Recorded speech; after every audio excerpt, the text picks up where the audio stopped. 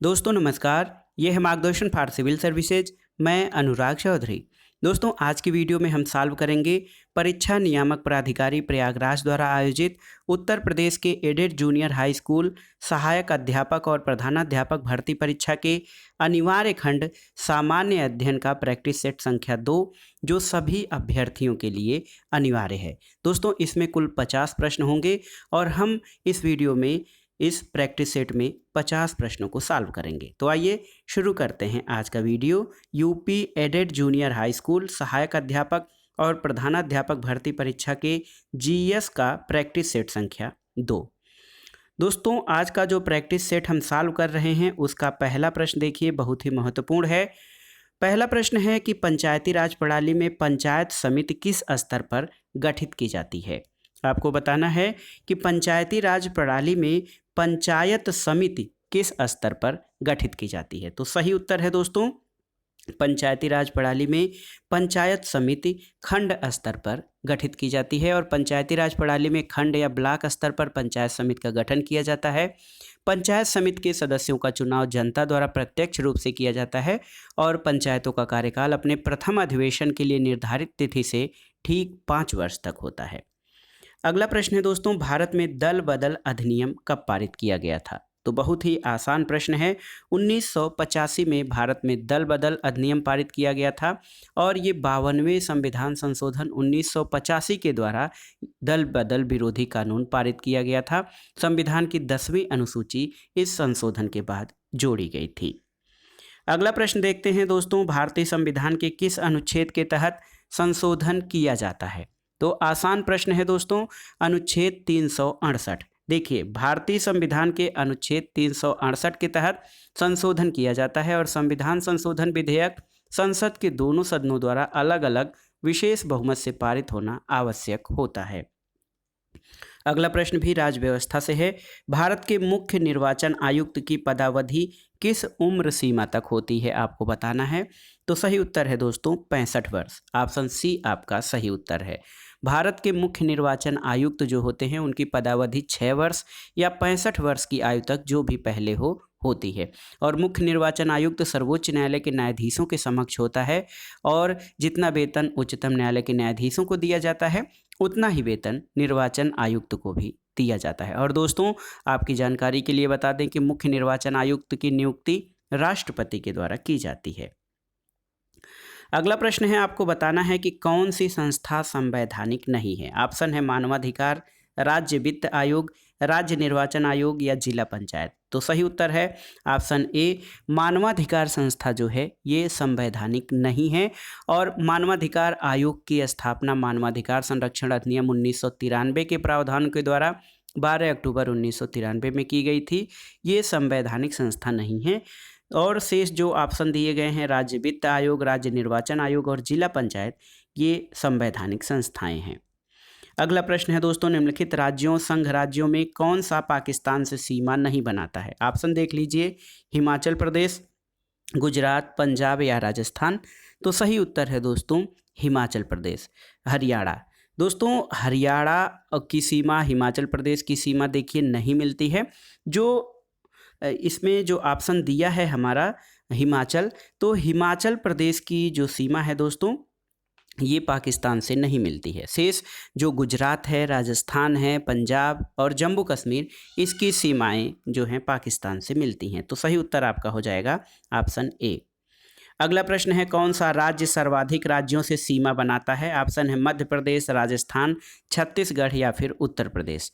तो सही उत्तर है दोस्तों ऑप्शन डी, उत्तर प्रदेश। ये जो ऑप्शन दिए गए हैं उनमें से उत्तर प्रदेश सर्वाधिक राज्यों के साथ सीमा बनाता है। इसमें देखिए हिमाचल प्रदेश, हरियाणा, बिहार, उत्तराखंड, मध्य प्रदेश, राजस्थान, झारखंड, छत्तीसगढ़ और एक केंद्र शासित प्रदेश दिल्ली भी है। तो इस प्रकार 8 राज्य और एक केंद्र शासित प्रदेश से सीमा बनाने वाला राज्य जो है उत्तर प्रदेश है। अगला प्रश्न है दोस्तों, पुडुचेरी का विभाजन क्षेत्र किस राज्य में नहीं है, आपको बताना है। तो सही उत्तर है दोस्तों पुडुचेरी का विस्तार क्षेत्र आपका तेलंगाना में नहीं है, जबकि तमिलनाडु, केरल और आंध्र प्रदेश में इसका विस्तार क्षेत्र है। पुडुचेरी की राजधानी जो है पुडुचेरी है। यहाँ तमिल, तेलुगु, मलयालम, फ्रेंच और अंग्रेजी भाषा बोली जाती है और 1954 में फ्रांसीसी उपनिवेश से मुक्त होकर इसका विलय भारत में हुआ था। अगला प्रश्न है गोविंद सागर झील भारत के किस राज्य में स्थित है? ऑप्शन देखिए उत्तर प्रदेश, उत्तराखंड, हिमाचल प्रदेश और राजस्थान। तो दोस्तों गलती से आप उत्तर प्रदेश मत लगा दीजिएगा, क्योंकि गोविंद सागर झील हिमाचल प्रदेश में है और उत्तर प्रदेश में गोविंद बल्लभ पंत सागर स्थित है, जो कि सोनभद्र जिले में रिहंद बांध के द्वारा जो झील बनी थी, कृत्रिम झील, उसका नाम गोविंद बल्लभ पंत सागर है। जबकि ये जो गोविंद सागर झील की बात की जा रही है, ये आपका हिमाचल प्रदेश में सतलज नदी से निर्मित किया गया है और इसका नाम सिखों के 10वें गुरु गुरु गोविंद सिंह के नाम पर रखा गया है। अगला प्रश्न है दोस्तों सविनय अवज्ञा आंदोलन के समय महात्मा गांधी ने कौन सा सत्याग्रह शुरू किया था? आपको बताना है। तो सही उत्तर है नमक सत्याग्रह। दोस्तों सविनय अवज्ञा आंदोलन जो है 6 अप्रैल 1930 को प्रारंभ हुआ था। गांधी जी ने 12 मार्च 1930 से 5 अप्रैल 1930 तक नमक सत्याग्रह यानी नमक कानून के उल्लंघन के लिए दांडी मार्च किया था। तो सविनय अवज्ञा आंदोलन के समय गांधी जी द्वारा नमक सत्याग्रह प्रारंभ किया गया था। अगला प्रश्न है नर्मदा बचाओ आंदोलन से निम्नलिखित में से कौन सा संबंधित है? तो इसमें व्यक्तित्व के नाम बताने हैं आपके, कौन सी पर्सनालिटी नर्मदा बचाओ आंदोलन से संबंधित है? तो सही उत्तर है प्रसिद्ध पर्यावरण कार्यकर्त्री मेधा पाटेकर। मेधा पाटेकर नर्मदा बचाओ आंदोलन से संबंधित हैं। दोस्तों पी हेगड़े जो हैं वो एपिको आंदोलन से संबंधित हैं, सुंदरलाल बहुगुणा चिपको आंदोलन से और सलीम अली प्रसिद्ध पक्षी वैज्ञानिक हैं। अगला प्रश्न बहुत ही महत्वपूर्ण है, विश्व वानिकी दिवस कब मनाया जाता है? दोस्तों विश्व वानिकी दिवस प्रतिवर्ष 21 मार्च को मनाया जाता है। ऑप्शन बी आपका सही उत्तर है। 16 सितंबर को विश्व ओजोन दिवस मनाया जाता है, 5 जून को विश्व पर्यावरण दिवस और 31 मई को दोस्तों तंबाकू निषेध दिवस मनाया जाता है। अगला प्रश्न देखते हैं ऋग्वेद क्या है? तो ऋग्वेद जो है दोस्तों स्रोतों का ये संकलन है और ऋग्वेद सबसे प्राचीन वेद है, इसमें स्रोतों का संकलन है। वेदों की संख्या 4 है और उपनिषदों की संख्या दोस्तों 108 है कुल। अगला प्रश्न है निम्नलिखित में से किस राजवंश के अभिलेख से इस परंपरा का समर्थन होता है कि लुम्बिनी शाक्य मुनि बुद्ध का जन्म स्थान था? आपको बताना है। तो देखिए किस राजवंश के अभिलेख से इस परंपरा का जो है ज्ञान होता है या इस परंपरा का समर्थन होता है? तो सही उत्तर है दोस्तों मौर्य। मौर्य वंश के शासक अशोक के रुम्मनदेही अभिलेख से ये सूचना मिलती है कि शाक्य मुनि बुद्ध का जन्म स्थान लुम्बिनी था। अगला प्रश्न देखते हैं दोस्तों इतिहास से ही संबंधित है, निम्नलिखित में से किस प्रथा की शुरुआत राजपूतों के समय में हुई थी? आपको बताना है। तो सही उत्तर है राजपूतों द्वारा मुस्लिम आक्रमणकारियों से स्त्रियों की रक्षा के लिए दोस्तों जौहर प्रथा का प्रारंभ हुआ था। ऑप्शन सी आपका सही उत्तर है। और जौहर प्रथा में सभी राजपूत पुरुषों के युद्ध में मारे जाने के बाद किले में सभी स्त्रियां सामूहिक रूप से चिता में कूदकर अपनी जान दे देती थीं। अगला प्रश्न है औरंगजेब की मृत्यु के समय मराठा नेतृत्व किसके हाथों में था? आपको बताना है। तो सही उत्तर है दोस्तों ताराबाई।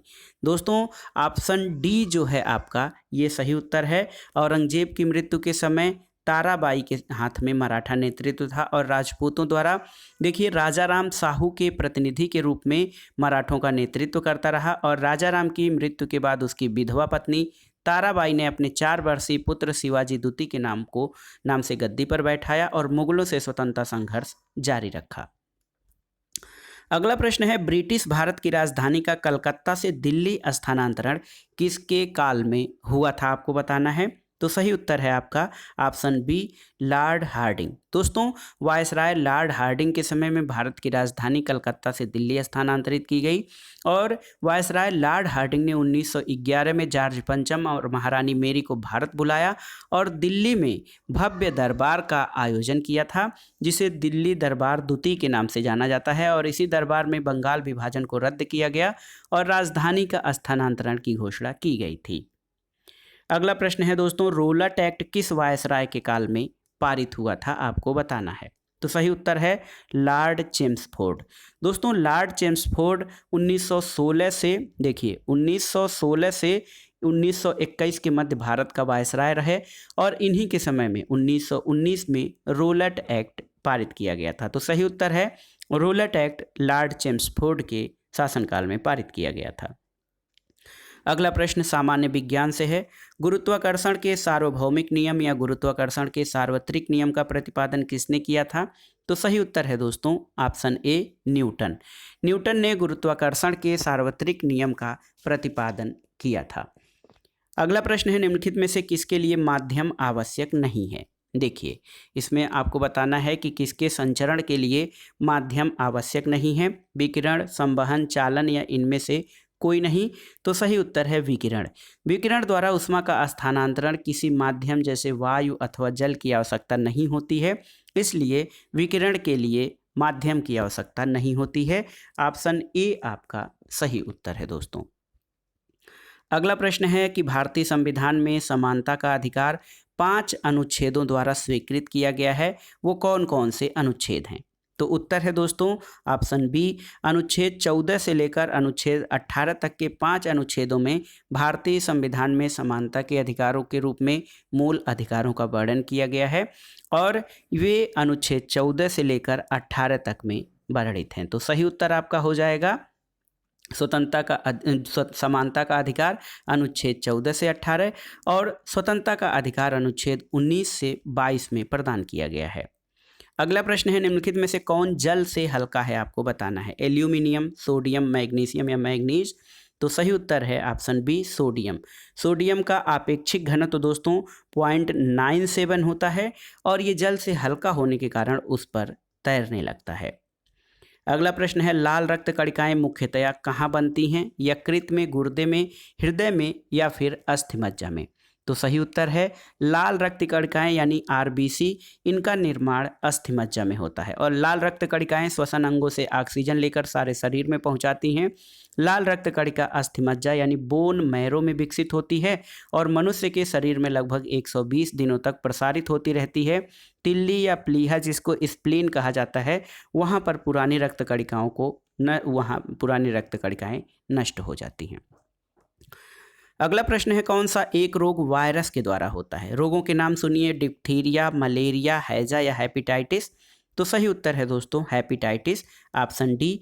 हेपेटाइटिस एक संक्रामक रोग है जो हेपेटाइटिस बी नामक वायरस के कारण होता है और इस व्याधि के कारण यकृत यानी लीवर में सूजन और जलन पैदा हो जाती है और hepatitis B virus hepa DNA virus परिवार का एक सदस्य होता है। अगला प्रश्न है निम्नलिखित वृक्षों में से कौन सा पारिस्थितिकी मित्र नहीं है? बबूल, यूकेलिप्टस, नीम और पीपल? तो सही उत्तर है दोस्तों ऑप्शन बी यूकेलिप्टस। यूकेलिप्टस अधिक जल ग्रहण करता है या जल को अवशोषण करता है, इसके कारण इसको पर्यावरण का मित्र नहीं बल्कि पर्यावरण का शत्रु घोषित किया गया है और जिसको जिस स्थान पर लगाया जाता है वहाँ की मिट्टी का जल स्तर काफ़ी नीचे चला जाता है। अगला प्रश्न है भोपाल गैस त्रासदी, इसका संबंध किस यौगिक से है? तो सही उत्तर है दोस्तों MIC, जिसको कि मिथाइल आइसोसाइनेट कहा जाता है। भोपाल गैस त्रासदी 1984 में हुई थी और भोपाल में स्थित यूनियन कार्बाइड नामक कंपनी में मिथाइल आइसोसाइनेट नामक जहरीली गैस का रिसाव हुआ था, जहां से हजारों लोगों की मृत्यु हुई थी और इस गैस को MIC यानी मिक गैस भी कहा जाता है। अगला प्रश्न है नाभिकीय ऊर्जा उपयोग प्रायः कारक है किसका? वायु प्रदूषण, जल प्रदूषण, ऊष्मीय प्रदूषण या फिर ध्वनि प्रदूषण? तो सही उत्तर है दोस्तों ऑप्शन सी ऊष्मीय प्रदूषण। नाभिकीय ऊर्जा जो है ये ऊष्मीय प्रदूषण का कारण है क्योंकि विभिन्न उत्पादक संयंत्रों में रिएक्टरों के अतितापन के निवारण के लिए नदी और तालाबों के जल का उपयोग किया जाता है और शीतलन की प्रक्रिया के फलस्वरूप गर्म हुआ जल पुनः जल स्रोतों में गिराया जाता है और इस तरह से गर्म जल के स्रोत जो है जल के तापमान में हानिकारक वृद्धि करते हैं, जिससे कि ऊष्मीय प्रदूषण उत्पन्न होता है। अगला प्रश्न देखते हैं दोस्तों। देखिए यहाँ पर अगला प्रश्न है कि अधूरे प्रज्वलन के कारण मोटर कार और सिगरेट से निकलने वाली रंगहीन गैस कौन सी होती है? तो ये गैस है कार्बन मोनोऑक्साइड। दोस्तों, जब कम ऑक्सीजन या ऑक्सीजन की अनुपस्थिति में मोटर कार या सिगरेट का जो प्रज्वलन होता है उससे कार्बन मोनोऑक्साइड गैस निकलती है और ये रक्त के हीमोग्लोबिन के साथ क्रिया करके एक अस्थायी यौगिक बनाती है, जिससे हीमोग्लोबिन ऑक्सीजन के ऊतकों तक नहीं पहुंच पाता और ये मानव स्वास्थ्य के लिए अत्यधिक हानिकारक है। इस कारण इसे दमघोटू गैस या जहरीली गैस भी कहा जाता है। अगला प्रश्न है, एक पारिस्थितिकी तंत्र में ऊर्जा की मात्रा एक पोषण स्तर से अन्य स्तर में स्थानांतरण के पश्चात क्या होता है? घटती है, बढ़ती है, स्थिर रहती है, बढ़ या घट सकती है, आपको बताना है। तो सही उत्तर है, एक पारिस्थितिकी तंत्र में जो ऊर्जा की मात्रा होती है दोस्तों, ये एक पोषण स्तर से अन्य स्तर में स्थानांतरण के बाद घटती है। तो आप जानते हैं कि ऊर्जा का प्रवाह अजैविक प्रणाली से जैविक प्रणाली की दिशा में होता है और ऊष्मागतिकी के दूसरे नियम के अनुसार जब ऊर्जा एक पोषक स्तर से दूसरे स्थान में परिवर्तन करती है तब उसमें कुछ ह्रास यानी कमी होती है। अगला प्रश्न पर्यावरण से ही संबंधित है। पारिस्थितिकी तंत्र यानी इकोसिस्टम में उच्चतम पोषण स्तर प्राप्त किसे होता है? आपको ये बताना है। तो सही उत्तर है दोस्तों, पर्यावरण या पारिस्थितिकी तंत्र में उच्चतम पोषण स्तर जो है ये सर्वाहारी यानी ओमनीवोरस को प्राप्त होता है। ऐसा इसलिए है क्योंकि ये आहार श्रृंखला में उच्चतम पोषण प्राप्तकर्ता होते हैं जो कि सर्वाहारी होते हैं। अगला प्रश्न है, जीएसटी किस प्रकार का कर होता है? जीएसटी दोस्तों गुड्स एंड सर्विस टैक्स यानी माल एवं सेवा कर, ये एक इनडायरेक्ट टैक्स यानी अप्रत्यक्ष कर होता है और भारत में वस्तु और सेवा कर 1 जुलाई 2017 से पूरे देश में लागू किया गया था, जो भारत को एकीकृत साझा बाजार के रूप में परिवर्तित करने के लिए किया गया और इसने अपने पूर्ववर्ती अधिकांश अप्रत्यक्ष करों को आच्छादित या अपने में समाहित कर लिया है। अगला प्रश्न है दोस्तों, भारत में निर्धनता के स्तर का आकलन किसके आधार पर किया जाता है? आपको बताना है। तो सही उत्तर है, परिवार के उपभोग व्यय के आधार पर भारत में निर्धनता का आकलन किया जाता है। और दोस्तों, भारत में निर्धनता का आकलन योजना आयोग के द्वारा प्रत्येक 5 वर्ष पर राष्ट्रीय प्रतिदर सर्वेक्षण के द्वारा संग्रहित परिवार आधारित उपयोग व्यय के आंकड़ों के आधार पर किया जाता था। अगला प्रश्न है, जनगणना 2011 के अनुसार निम्नलिखित में से किस भारतीय राज्य में महिला साक्षरता न्यूनतम थी? उत्तर प्रदेश, राजस्थान, केरल और आंध्र प्रदेश।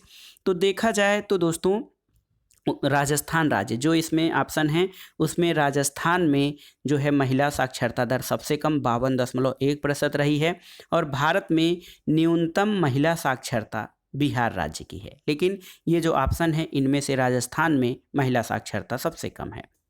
अगला प्रश्न भारतीय अर्थव्यवस्था यानी इकोनॉमी से रिलेटेड है। मुद्रा और वित्तीय मामलों में सरकार का वित्तीय अभिकर्ता और सलाहकार कौन होता है? तो उत्तर है दोस्तों भारतीय रिजर्व बैंक। सही उत्तर है आरबीआई यानी ऑप्शन सी। भारतीय रिजर्व बैंक ये देश का केंद्रीय बैंक है और ये देश की मौद्रिक नीति का निर्धारण करता है। ये बैंकों का बैंक और मुद्रा और वित्तीय मामलों में सरकार का एजेंट और प्रमुख सलाहकार के रूप में काम करता है। अगला प्रश्न आपको बताना है कि निम्नलिखित में से कौन एक सही सुमेलित नहीं है? तो ये आपको बताना है दोस्तों। तो अदरक, अदरक राइजोम, केसर, बीज, अफीम, अफीम की डूडी, सन यानी तना। तो सही उत्तर है दोस्तों केसर एक मसाला है, ऑप्शन बी। केसर मसाला है जो कि बीज से नहीं पुष्प की वर्तिका यानी वर्तिकाग्र से स्टिग्मा से प्राप्त किया जाता है और इस पौधे का वानस्पतिक नाम क्रोकस सैटाइवस है जो कि इरिडेसी कुल के अंतर्गत आता है। तो अन्य सभी ऑप्शन सुमेलित हैं। केसर जो है ये बीज से नहीं बल्कि पुष्प के वर्तिकाग्र से प्राप्त होता है। ये आपका ऑप्शन बी सुमेलित नहीं है। अगला प्रश्न है दोस्तों 16 जनवरी 2021 को लॉन्च हुए संरक्षण क्षमता महोत्सव सक्षम 2021 से संबंधित कुछ कथन हैं। उन कथनों के आधार पे आपको बताना है कि कौन सा सही है। तो देखिए यहाँ पर है कि यह नवीन और नवीकरणीय ऊर्जा मंत्रालय की पहल है, ये सही नहीं है। महीने भर चलने वाला यह अभियान पेट्रोलियम संरक्षण अनुसंधान एसोसिएशन PCRA द्वारा लॉन्च किया गया है और इसका उद्देश्य उपभोक्ताओं को स्वच्छ ईंधनों की तरफ प्रेरित करना है। तो 2 और 3 सही हैं। दोस्तों 16 जनवरी को पेट्रोलियम संरक्षण अनुसंधान एसोसिएशन ने हरित और स्वच्छ ऊर्जा के बारे में जागरूकता फैलाने के लिए सक्षम 2021 लॉन्च किया है।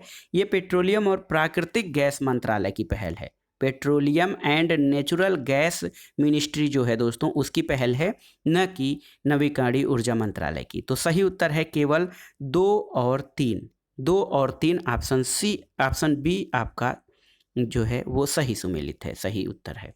37वां प्रश्न है 17 जनवरी 2021 को प्रसिद्ध शास्त्रीय गायक और संगीतकार उस्ताद गुलाम मुस्तफ़ा खान का निधन हुआ।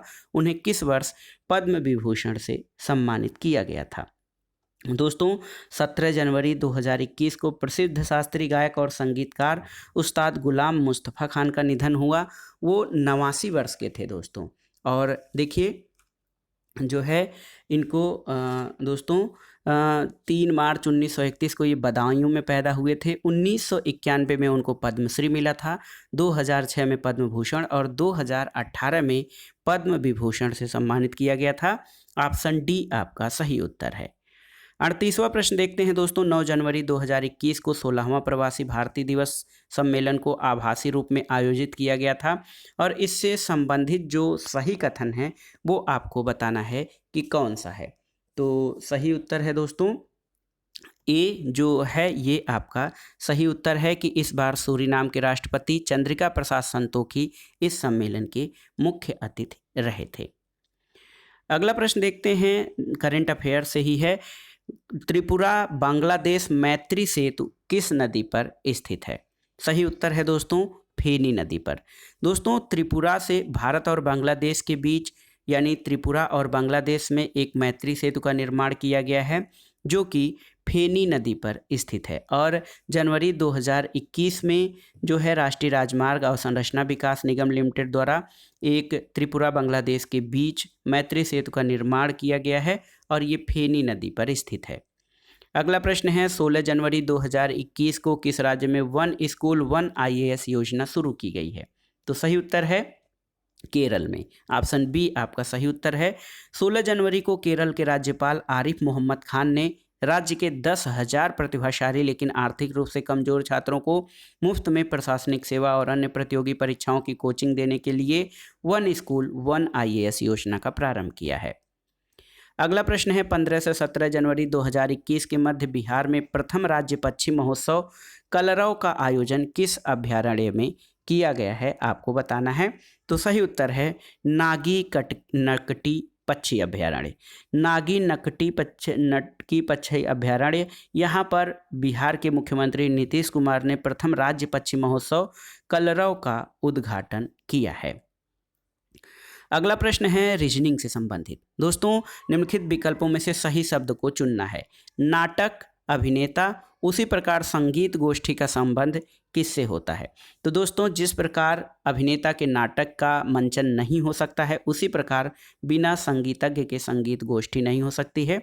तो ऑप्शन बी आपका सही उत्तर हो जाएगा कि नाटक का जैसे संबंध अभिनेता से है उसी तरह संगीत गोष्ठी का संबंध संगीतज्ञ से है। अगला प्रश्न है दोस्तों, एक विशिष्ट कोड भाषा में MATCH को NYWYM लिखा जाता है और बोर्ड BOARD को CMDNI लिखा जाता है। इसी कोड भाषा में PRINT को क्या लिखा जाएगा आपको बताना है। तो इसको आप पहले सेट करिए कि किस तरह से जो है अक्षरों का बदलाव हो रहा है। M में एक जब आप बढ़ाएंगे तो N हो जा रहा है। A जो है दोस्तों ए में जब लास्ट से 2 घटाएंगे तब Y हो जाएगा। देखिए ZXY तो ये हो जाएगा। T में 3 जोड़ेंगे तब W हो रहा है और C में से 4 घटाएंगे तो पीछे से Y हो रहा है और इसी प्रकार H में 5 जोड़ने पर यम हो रहा है।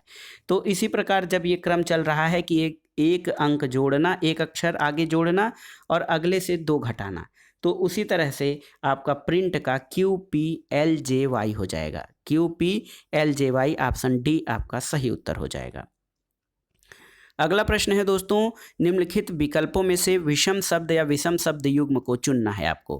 प्रसूत विशेषज्ञ, पाद विशेषज्ञ, फुफ्फुस रोग विशेषज्ञ और कृत्रिम अंग यानी प्रोस्थेट विशेषज्ञ। इनमें से अलग कौन है, विषम कौन है? तो दोस्तों प्रसूति, फुफ्फुस रोग और पाद विशेषज्ञ ये तीनों व्यक्ति के जीवित अंगों का विश्लेषण करते हैं, जबकि कृत्रिम अंग विशेषज्ञ व्यक्ति के सजीव अंगों के खराब होने के बाद स्थापन्न अंगों के विषय में विश्लेषण करते हैं। इसलिए ये जो ऑप्शन डी है आपका कृत्रिम अंग विशेषज्ञ, ये जो हैं अन्य से अलग है। अगला प्रश्न है दोस्तों, एक सांकेतिक भाषा में MONKEY को XDJMN की तरह लिखा जाए तो टाइगर को उसी संकेत भाषा में कैसे लिखा जाता है? यम को देखिए, यम जो है दोस्तों यल लिखा जा रहा है, यम को एल लिखा जा रहा है। देखिए एम को लास्ट से जाइए एल, ओ का एन एक घटते हुए है, ओ का एन है, एन का एम है, तो इसी तरह से एक एक घट रहा है पीछे से। तो उसी प्रकार जब टाइगर को आप लिखेंगे तो टाइगर के लास्ट में, टाइगर को लास्ट में यहाँ पर सबसे लास्ट में यस हो जाएगा, तो देखिए एस। उसी प्रकार एच के बाद आई आएगा, ऐसे करिए, एच के बाद, और जी कैसे आएगा? एफ, एफ के बाद जी आएगा, ई तो डी आएगा, और फिर आर है तो क्यू आएगा, तो हो जाएगा QDFHS, QDFHS, यानी आपका ऑप्शन बी सही हो जाएगा। टाइगर को इस संकेत भाषा में लिखा जाएगा। अगला प्रश्न है दोस्तों, हरि को याद है कि उसके पिता का जन्मदिन 13 और 16 जून के बीच में पड़ता है, जबकि उसकी बहन को याद पड़ता है कि उसके पिता का जन्मदिन 14 और 18 जून के बीच में पड़ता है। उसके पिता का जन्मदिन किस दिन पर होगा जिस दिन दोनों सहमत हों? तो हरि के अनुसार उसके पिता का जन्मदिन 13 और 16 के बीच में पड़ता है, और उसकी बहन के अनुसार उसके पिता का जन्मदिन 14 और जो है 18 जून के बीच में पड़ता है। तो आपको जब मिलान करेंगे तो उसके पिता का जन्मदिन 15 जून को पड़ेगा, जो कि दोनों को याददाश्त के अनुसार सही होगा। तो 13, 14, 15, 16, फिर 14, 15, 16, 17, 18 ये दोनों का है, तो उसमें से कॉमन जो होगा वो दोस्तों 15 जून हो जाएगा। तो सही उत्तर आपका हो जाएगा ऑप्शन बी। अगला प्रश्न है कथन और निष्कर्ष से संबंधित है। सभी दार्शनिक पुरुष होते हैं, सुकरात दार्शनिक था। निष्कर्ष है कि सुकरात पुरुष था और महिलाएं दार्शनिक नहीं होती हैं। तो दोस्तों पहले तो कहा गया है कि सभी दार्शनिक पुरुष होते हैं, इसलिए महिलाएं दार्शनिक नहीं होती। साथ ही चूंकि सुकरात दार्शनिक था इसलिए सुकरात पुरुष था, तो दोनों ही निष्कर्ष सही हैं। ऑप्शन डी आपका सही हो जाएगा। अगला प्रश्न है देखिए, बहुत ही महत्वपूर्ण है। Dino adventure park and fossils museum कहाँ पर स्थित है आपको बताना है। तो सही उत्तर है दोस्तों देखिए मांडू, ऑप्शन सी आपका सही उत्तर है। Dino adventure park and fossils museum Mandu Madhya Pradesh में है, और मध्य प्रदेश की पर्यटन संस्कृति और आध्यात्म मंत्री उषा ठाकुर ने डायनो एडवेंचर पार्क और फॉसिल्स म्यूजियम का शुभारंभ किया, और डायनासोर एडवेंचर पार्क देश का पहला आधुनिक फॉसिल्स पार्क है। अगला प्रश्न देखते हैं दोस्तों, भारत छोड़ो आंदोलन के दौरान उत्तर प्रदेश में कहां पर समानांतर सरकार की स्थापना की गई थी? तो दोस्तों कई जगहों पर भारत छोड़ो आंदोलन के दौरान समानांतर सरकारें स्थापित की गई थी, और उत्तर प्रदेश के बलिया जिले में ऐसी ही सरकार चित्तू पांडे के नेतृत्व में स्थापित की गई थी। अगला प्रश्न और इस वीडियो का आखिरी प्रश्न, चौरी चौरा कांड किस गवर्नर जनरल के समय में हुआ था? तो सही उत्तर है दोस्तों option C Lord Reading. Chauri Chaura Uttar Pradesh के गोरखपुर जनपद में है, और असहयोग आंदोलन के दौरान फरवरी 1922 में लॉर्ड रीडिंग के समय ये घटना हुई थी, और इसके बाद गांधी जी ने असहयोग आंदोलन स्थगित कर दिया था। तो दोस्तों ये थे आज के 50 प्रश्न जो जूनियर हाई स्कूल सहायक अध्यापक और प्रधानाध्यापक परीक्षा के सामान्य ज्ञान खंड के लिए सभी अभ्यर्थियों के लिए अनिवार्य खंड के रूप में शामिल किए जाएंगे। आप इन प्रश्नों को तैयार कर लीजिए, और जो प्रश्न आपको कठिन लगे उनको अलग से नोट भी कर सकते हैं। किसी प्रश्न पर कोई शंका हो या संदेह हो तो हमें कमेंट बॉक्स में भी लिख सकते हैं। वीडियो कैसा लग रहा है या आपके लिए कितना उपयोगी हो रहा है हमें कमेंट बॉक्स में ज़रूर बताइएगा। दोस्तों वीडियो को लाइक करें, शेयर करें, और इस चैनल मार्गदर्शन फॉर सिविल सर्विसेज को सब्सक्राइब करें। वीडियो देखने के लिए धन्यवाद दोस्तों, नमस्कार।